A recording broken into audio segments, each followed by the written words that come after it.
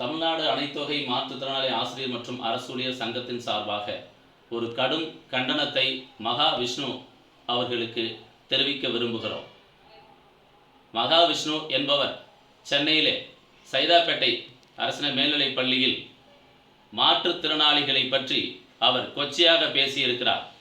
பாவம் செய்தவர்களெல்லாம் கைகால் பார்வையற்றவராக பிறந்திருக்கிறார்கள் என்ற அந்த கடுமையான வார்த்தை அடங்கிய காணொளியை அவரது யூடியூப் சேனலிலிருந்து நீக்க வேண்டும்.